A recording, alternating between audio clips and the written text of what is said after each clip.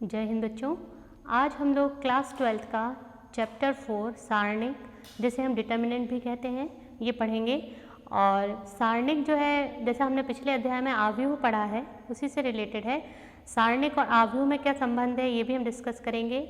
इसी के साथ सारणिक का उपयोग जो है वो रैखिक समीकरणों के हल करने में किया जाता है। इसके लिए आप देख सकते हैं सारणिक की जो परिभाषा है, इसके अनुसार सारणिक n कोटि के प्रत्येक वर्ग आव्यूह a = aij, यहाँ a = aij जो है ये आपका आव्यूह प्रदर्शित करता है।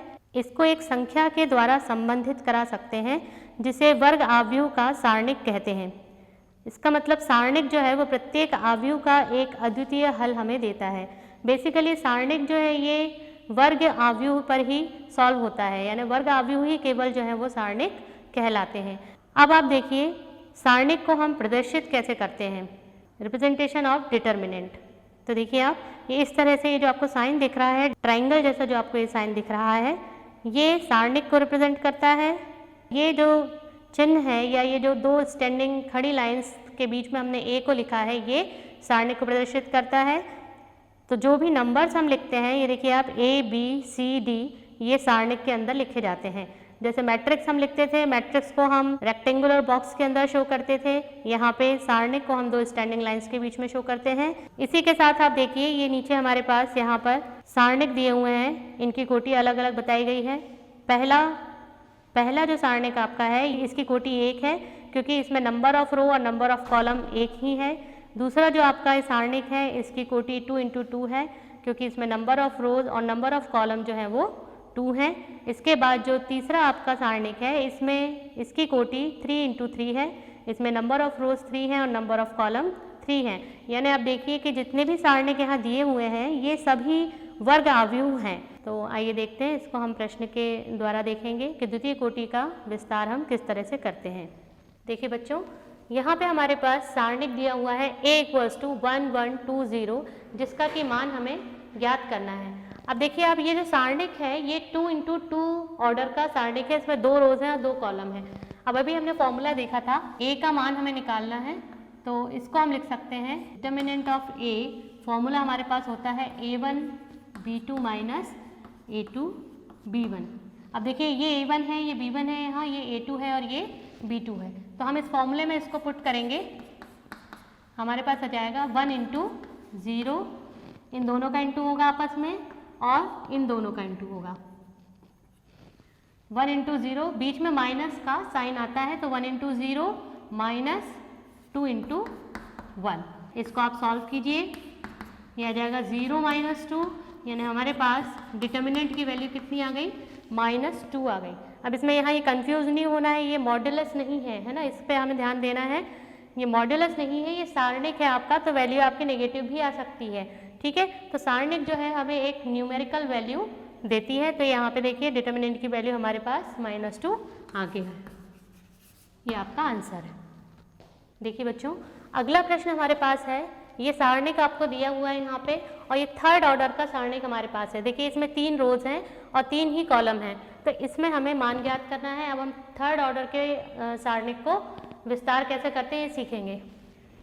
देखिए इसका फॉर्मूला अभी हम लोगों ने देखा था, क्या होता है, इसमें हम प्रथम जो इसकी रो है, जो फर्स्ट रो है, उससे इसका विस्तार करते हैं। तो आप देखिए यहाँ पे, ये देखिए सारणिक a का मान हमें यहाँ निकालना है। अब हम देखिए इसको कैसे करेंगे, पहले हम 1 को बाहर लेंगे, तो हमारे पास फर्स्ट रो, फर्स्ट कॉलम को हम छुपाएंगे, तो हमारे पास क्या बचेगा, ये डिटर्मिनेंट बचेगा 3 0 1 और 0। फिर माइनस का साइन आएगा फॉर्मूले के हिसाब से, यहाँ पे हमारे पास 2 है। अब आप देखिए फर्स्ट रो और सेकंड कॉलम को हम हाइड करेंगे, तो हमारे पास बचेगा -1 0 4 और 0। फिर प्लस का साइन आएगा, और फर्स्ट रो का कॉलम एलिमेंट हमारे पास 4 है, इसको हम बाहर लेंगे। इसके बाद आप देखिए फर्स्ट रो और थर्ड कॉलम को हम जब छुपाते हैं, तो हमारे पास -1 3 4 1 ये एलिमेंट्स यहाँ पर बचते हैं। तो इस तरह से हमने यहाँ पे इसको ओपन किया है सारणिक को। अब आप देखिए सेकंड ऑर्डर का सारणिक अभी हमने सॉल्व करना सीखा था, तो वहाँ से हम इसको डायरेक्ट सॉल्व कर देंगे। तो हमारे पास आ जाएगा 1 अब देखिए इनका इंटू कर दीजिए आप, ये हमारे पास देखिए 0 हो जाएगा, कंप्लीट टर्म 0 हो गई, यहाँ भी हमारे पास कंप्लीट टर्म 0 हो गई। तो यहाँ क्या बच रहा है हमारे पास 4 इंटू -1 माइनस 12, मतलब -13 इंटू 4, हमारे पास कितना आ जाएगा -52। यानी हमारे पास सारणिक का जो मान है वो कितना आ गया है यहाँ से -52। इसके फॉर्मूले में आप एक चीज़ याद रखिए कि पहली टर्म आपकी पॉजिटिव आती है, सेकंड नेगेटिव आती है, फिर थर्ड पॉजिटिव आएगी, फिर अगर फोर्थ है तो वो नेगेटिव आएगी, मतलब साइन जो है ये अल्टरनेट आपका चलता है। अगला प्रश्न है हमारे पास, यहाँ पे हमें दो सारणिक आपस में इक्वल दिए हैं, समान दिए हैं। तो जब हमें दो सारणिक आपस में समान दिए रहते हैं तो हम x का मान या जो भी अननोन वेरिएबल इसमें दिया है उसकी वैल्यू हम किस तरह से निकालते हैं। यहाँ हमको इसका सारणिक सॉल्व करना पड़ेगा। देखिए कैसे करेंगे। सबसे पहले हमारे पास ये जो दो सारणिक हैं ये बराबर दिए हुए हैं यहाँ पे, इन सारणिकों को हम सॉल्व करेंगे तो हमारे पास आएगा यहाँ से 2। इसको सॉल्व करिए, 3 minus x square equals to 3 minus 8, ये कितना हो गया आपके पास minus x square is equals to 3 minus 8 आपका -5, और ये 3 भी हम उधर शिफ्ट कर देंगे तो एक्स स्क्वायर की वैल्यू आपके पास 8 आ गई, या एक्स की वैल्यू आपके पास आ जाएगी √8, या √8 को हम लिख सकते हैं 2√2। तो ये देखिए हमारे पास x की वैल्यू आ गई है, ये आपका आंसर है। अगला प्रश्न हमारे पास है, यदि a इक्वल्स टू हमें ये सारणिक यहाँ पे दिया है तो हमें प्रूफ करना है कि सारणिक 3a का मान 27 इंटू सारणिक a होता है। तो जैसा हमें सिद्ध करना है वैसा वैसा ही हम यहाँ पे सॉल्व करेंगे। सबसे पहले हम यहाँ पे LHS लेंगे। LHS हमें दिया है सारणिक 3a। तो देखिए सारणिक 3a निकालने से पहले हमें 3a निकालना पड़ेगा, तो हम यहाँ पे 3a निकालेंगे। सबसे पहले 3a का मतलब जैसा कि अभी हमने देखा था 3a मतलब 3 का इंटू इस पूरे सारणिक में होना है, तो हम इसका इंटू कर देंगे। ये हमारे पास 3a की वैल्यू आ गई। अब जब हम 3a का सारणिक सॉल्व करेंगे इसका मतलब कि हमें इसका विस्तार करना है। तो आप देखिए 3 माइनस ये सेकेंड टर्म देखिए पूरी 0 हो जाएगी क्योंकि बाहर 0 है अगर, तो ये पूरे टर्म को वैनिश कर देगा, प्लस अब इसको सॉल्व कर लेते हैं 3 इंटू 36, और देखिए ये तो पूरी टर्म आपकी 0 हो गई, यहाँ पे भी ये 0 है और ये भी कंप्लीट टर्म 0 है, तो हमारे पास फाइनली 3 इंटू 36 आ रहा है। यहाँ से हमारे पास इसकी वैल्यू हो जाएगी 108, यानी सारणिक 3a का जो सारणिक है वो हमारे पास 108 आया है। इसको मैंने समीकरण 1 नाम दे दिया। अब इसी की तरह हमको RHS सॉल्व करना है, तो RHS के लिए आप देखिए 27 into determinant of a। 27 into determinant of a का मतलब है कि पहले आपको डिटर्मिनेंट ऑफ a को सॉल्व करना है, फिर जो वैल्यू आएगी उसमें 27 का इंटू करना है। तो हम यहाँ पे लिख लेते हैं 27 एज इट इज। अब देखिए आप डिटर्मिनेंट a को हम यहाँ सॉल्व करेंगे। डिटर्मिनेंट a ये दिया है हमें, सेकेंड टर्म आपकी 0 हो गई है, प्लस 1, और ये देखिए आप यहाँ पे भी हमें 0 ही मिल रहा है।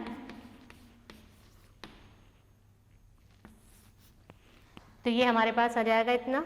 अब आप इसका इंटू कर दीजिए 27 इंटू 4, ये वैल्यू भी हमारे पास कितनी आ जाएगी 108, यानी हमारे पास 27 इंटू डिटर्मिनेंट ऑफ a की वैल्यू कितनी आ गई 108। ये सेकंड इक्वेशन हो गई।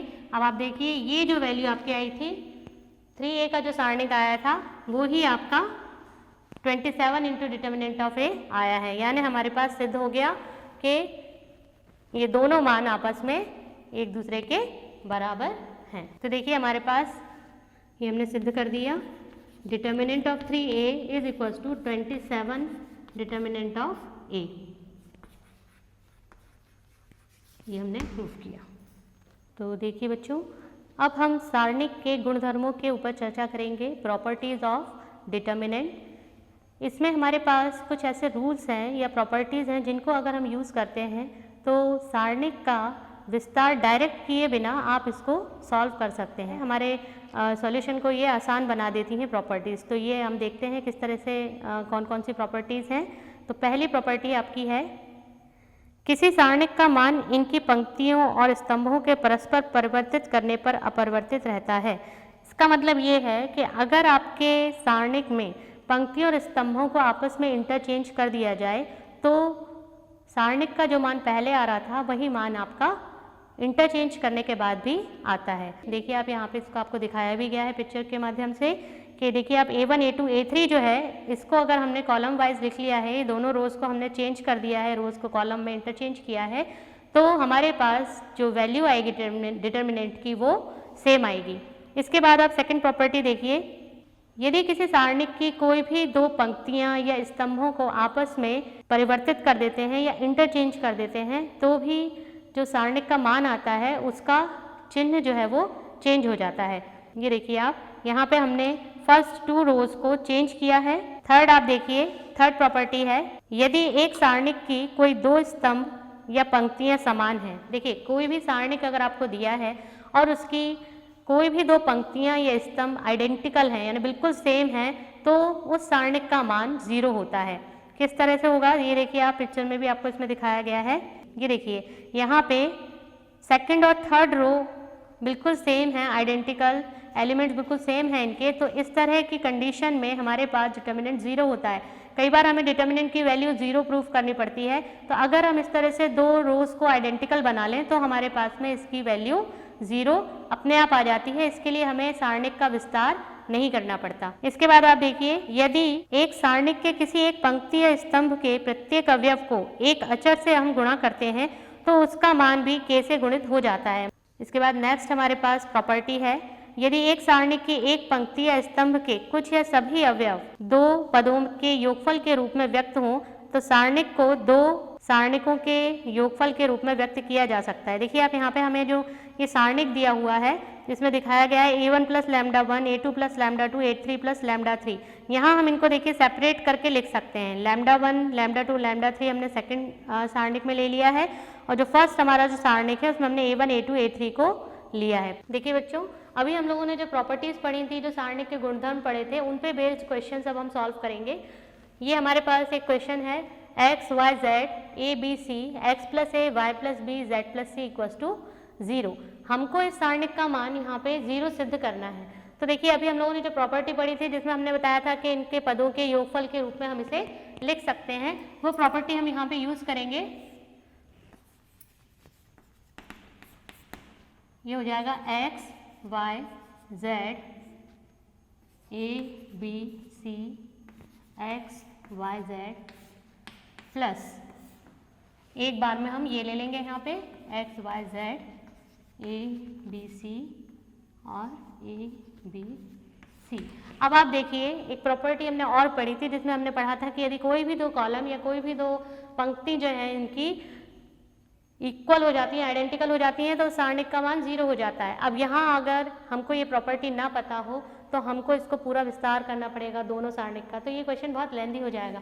इसीलिए ये प्रॉपर्टीज हमने पढ़ी है। अब देखिए डायरेक्ट इसकी वैल्यू जो है यहाँ पे 0 आ जाएगी हमारे पास, क्योंकि ये भी 0 हो जाएगा और ये भी। ये देखिए यहाँ पे कॉलम 2 और कॉलम 3 जो है ये आइडेंटिकल है, यहाँ पे कॉलम 1 और कॉलम 3 आइडेंटिकल हैं, तो दोनों सारणिक का मान 0 है। इसलिए डायरेक्ट एक ही स्टेप में इसका आंसर हमारे पास 0 आ गया। देखिए बच्चों, अब ये नेक्स्ट हमारे पास सारणिक दिया है जिसमें हमें ये प्रूफ करना है। इसमें देखिए आप डायरेक्ट हमें कोई भी प्रॉपर्टी एकदम लगती हुई नहीं दिख रही है। जब डायरेक्ट हम कोई भी प्रॉपर्टी यूज़ नहीं कर पाते हैं तो हम कोशिश ये करते हैं कि हम 2 या 3 जीरोज इसमें फॉर्म कर लें। अगर ये 2 या 3 जीरोज हम फॉर्म कर लेते हैं तो हमारे पास जब हम विस्तार करते हैं इसका, तो विस्तार हमारे पास ईजी हो जाता है, हमें कम टर्म्स उसमें सॉल्व करनी पड़ती हैं। तो देखिए आप इसमें सबसे पहले तो सॉल्व करते समय आप ये ध्यान दीजिए कि राइट साइड में आपको प्रूफ क्या करना है। राइट साइड में हमें a - b चाहिए, b - c चाहिए, तो हम यहाँ पे अगर फर्स्ट रो में से सेकंड रो को माइनस करते हैं तो देखिए 1 - 1 बन के यहाँ 0 बचेगा, यहाँ a - b हमें मिलेगा जो हमें यहाँ पे चाहिए। सिमिलरली हम सेकंड और थर्ड रो को भी यहाँ पे माइनस करेंगे तो यहाँ 1 - 1 0 मिल जाएगा, b - c मिलेगा। तो देखिए इसको सॉल्व करते हैं। ये देखिए जो भी आप रूल फॉलो कर रहे हैं या जो भी रूल आप अप्लाई कर रहे हैं यहाँ पर, वो आपको यहाँ लिखना पड़ेगा। हम R1 में चेंज कर रहे हैं, R1 के लिए R1 - R2 और R2 के लिए R2 माइनस R3, एक बार में एक से ज़्यादा रूल हम अप्लाई कर सकते हैं, ठीक है। ये देखिए, ये हो गया आपका 1 माइनस 1 0, यहाँ से हमें मिल गया a minus B, A square minus B square, यहाँ भी देखिए 0 हो गया। अब देखिए यहाँ हम ये भी कर सकते थे कि हमें c माइनस ए चाहिए, तो हम थर्ड रो में से फर्स्ट रो को अगर माइनस कर देते तो हमें एक और 0 मिल जाता, c माइनस ए भी हो जाता। लेकिन हमने पढ़ा है कि अगर कोई भी एक रो पूरी 0 होती है तो उस सारणिक का मान 0 होता है, और हमें 0 प्रूफ नहीं करना, इसलिए हमने सिर्फ ये ही दो जो रोज थी इन्हीं में चेंज किया है। अब आप देखिए यहाँ से हम a माइनस बी को हम क्या लिख सकते हैं, 0 a माइनस बी, ये हो जाएगा आपका a minus B a plus B, formula लगा दिया मैंने। तो देखिए यहाँ पे हमारे पास a माइनस बी हमने निकाल लिया है, ये हमारे पास पूरी वैल्यू आ गई है इसकी सारणी की। अब हम फर्स्ट रो सेकंड रो में से b माइनस सी और a माइनस बी दोनों को कॉमन निकालेंगे, तो हमारे पास देखिए ये आ जाएगा। अब 2 0 ऑलरेडी हमारे पास बन चुके हैं, हम चाहें तो एक 0 और बना सकते हैं। देखिए R1 माइनस R2 अगर हम करेंगे तो हमारे पास एक 0 और बन जाएगा, तो हम बना लेते हैं यहाँ पे for R1 minus R2 we have a minus b minus c, 0 minus 0 is 0, 1 minus 1 is 0, a plus b minus b minus c। तो देखिए b से b कैंसिल हो जाएगा, यहाँ पे बचेगा क्या, a माइनस सी, तो हम डायरेक्ट यहाँ पे a माइनस सी अब लिख देते हैं। तो देखिए ये a माइनस सी आ गया हमारे पास। यहाँ से देखिए आप ये दोनों रोज हमारे पास एज इट इज रहेंगी। अब बस आपको इसका विस्तार करना है और इसका आंसर निकालना है। फर्स्ट टर्म हमारे पास 0 है तो कंप्लीट पूरी टर्म 0 हो जाएगी, माइनस सेकेंड टर्म भी 0 हो जाएगी, प्लस यहाँ से हम लेंगे a माइनस सी, तो अंदर हमारे पास आ जाएगा 0 इंटू सी मतलब 0 एंड 1 माइनस 1 इंटू 1 इज 1। तो देखिए प्रॉपर्टीज यूज करने का फायदा क्या हुआ, 2 या 3 जीरोस बनाने के बाद जब हम विस्तार करते हैं तो हमारे पास डिटर्मिनेंट शॉर्ट फॉर्म में हमें इसको सॉल्व करना पड़ता है, मतलब ये हमारे पास सिंपल हो जाता है इसका विस्तार करना। अब देखिए आप सिंपल a माइनस 1 का इंटू हो जाएगा इसमें, तो हमारे पास आ जाएगा a माइनस बी माइनस सी और ये c माइनस ए बन जाएगा। ये हमारा प्रूफ हो गया। देखिए बच्चों, ये त्रिभुज का क्षेत्रफल सारणिक के द्वारा हम किस तरह से निकालते हैं इसका फॉर्मूला आपको यहाँ शो किया जा रहा है। इसको हम सारणिक के द्वारा सॉल्व करते हैं। यहाँ हमारे पास 3 पॉइंट्स रहते हैं। यदि त्रिभुज का क्षेत्रफल 0 आ जाता है तो ये तीनों बिंदु जो हैं ये संरेख कहलाते हैं, या अगर 3 बिंदु संरेख हैं आपके पास एक ही रेखा पर स्थित हैं तो वहाँ त्रिभुज का क्षेत्रफल 0 होता है। तो ऐसी स्थिति में यदि 3 बिंदु संरेख शो करने हैं, आपको प्रूफ करने हैं, तो आपको त्रिभुज का क्षेत्रफल 0 प्रूफ करना पड़ता है। तो इस पे बेस्ड क्वेश्चन हम यहाँ पे सॉल्व करेंगे। देखिए अगला क्वेश्चन हमारे पास है, त्रिभुज का क्षेत्रफल हमें ज्ञात करना है। त्रिभुज का क्षेत्रफल ज्ञात करने का हमने फॉर्मूला अभी पढ़ा था। त्रिभुज के क्षेत्रफल का फॉर्मूला होता है half of x1 x2 x3 y1 y2 y3 1 1 1। ये आपका त्रिभुज के क्षेत्रफल ज्ञात करने का फॉर्मूला है। ये वैल्यूज आप इसमें पुट कर दीजिए। देखिए जो शीर्ष दिए हैं इसमें x1 y1 x2 y2 x3 y3 हमारे पास वैल्यूज दी हैं। ये वैल्यूज आप रख दीजिए 3 माइनस 4 5 8 2 1 1 1 1। देखिए अब इसका हम विस्तार कर देंगे 3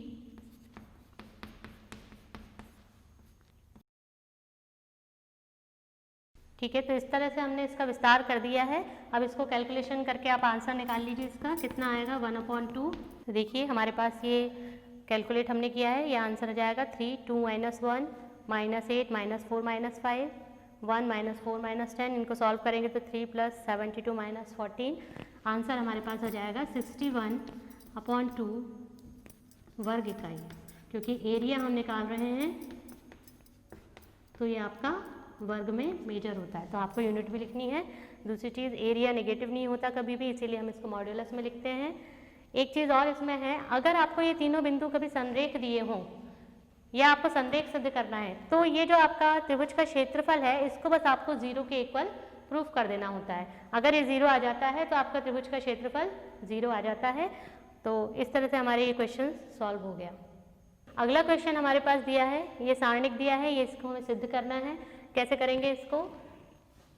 देखिए यहाँ पे हमें राइट साइड में क्या चाहिए, x minus Y, Y minus Z, तो हम इसको भी उसी तरह से सॉल्व करेंगे। r1 के लिए r1 माइनस r2 और r2 के लिए r2 माइनस r3। इसी के साथ आप यहाँ पे लिख लीजिए, ये हो जाएगा x माइनस वाई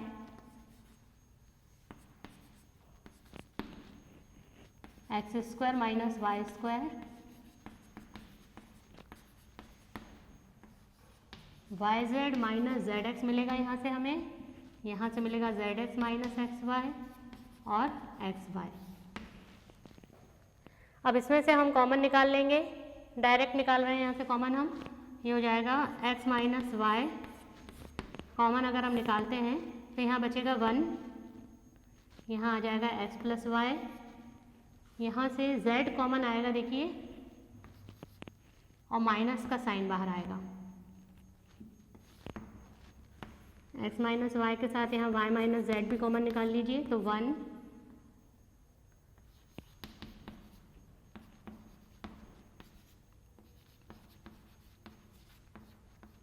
ये देखिए यहाँ से माइनस का साइन आप बाहर ले लेंगे तो x कॉमन आएगा आपका माइनस एक्स, और ये y माइनस जेड ही हो जाएगा। तो हमारे पास ये दोनों चीज़ें हमने कॉमन निकाल ली हैं।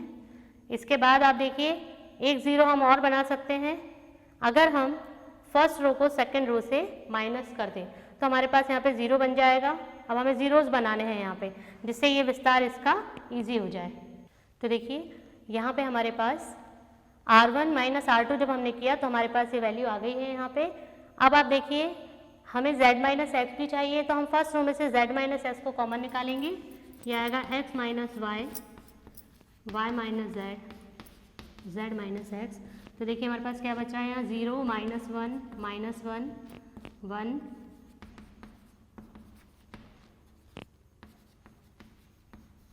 ये देखिए इतना हमारे पास बच गया। अब अगर मैं यहाँ C2 और C3 यानी कॉलम 2 और कॉलम 3 को ऐड कर देती हूँ तो मेरे पास एक ज़ीरो और बन जाएगा। जितने मैक्सिमम ज़ीरोज़ आप बना सकते हैं, 2 और 3 ज़ीरोज़ उतने बनाइए, जिससे विस्तार जब हम उसको करें तो इजीली हम उसका कैलकुलेशन कर सकें। अब देखिए C2 के लिए C2 plus C2 minus C3 हमें करना पड़ेगा। तो ये देखिए हमारे पास आ जाएगा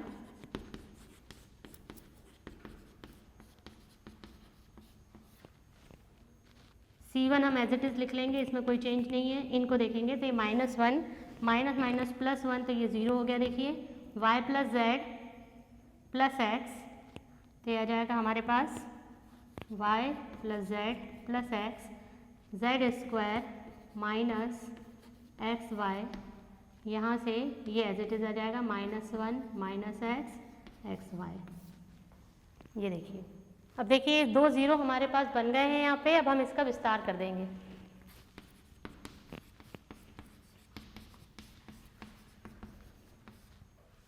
ये देखिए फर्स्ट 2 टर्म्स तो 0 हो जाएंगी हमारे पास, थर्ड टर्म को ही आपको ओपन करना है। ये हो जाएगा -1,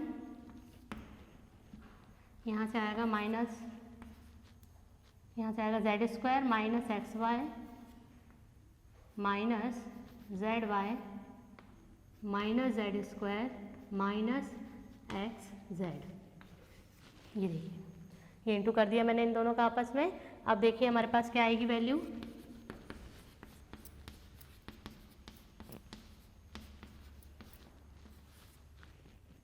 ये देखिए यहाँ से ये जेड स्क्वायर तो कैंसिल हो गया हमारे पास, और माइनस का इंटू हो रहा है, तो बचेगा क्या, X Y plus Y Z plus Z X. ये हमने यहाँ पे इसको प्रूफ कर दिया। तो देखिए बच्चों आज हम लोगों ने सारणिक को किस तरह से सॉल्व किया जाता है, सेकंड ऑर्डर का, थर्ड ऑर्डर का सारणिक हम लोगों ने सॉल्व करना सीखा, उस पर बेस्ड क्वेश्चन किए। इसी के साथ प्रारंभिक संक्रियाओं या एलिमेंट्री रो ऑपरेशंस के साथ हम किस तरह से सारणिक को डायरेक्ट विस्तार किए बिना इजीली सॉल्व कर सकते हैं, उसकी हमने कुछ प्रॉपर्टीज़ पढ़ी और उस पर बेस्ड हमने यहाँ पे क्वेश्चंस भी सॉल्व किए हैं। और त्रिभुज का क्षेत्रफल सारणिक के द्वारा किस तरह से निकाला जाता है ये भी हम लोगों ने यहाँ पे सीखा। इसी के साथ ये आपका होमवर्क है बच्चों, इसको सॉल्व कीजिए।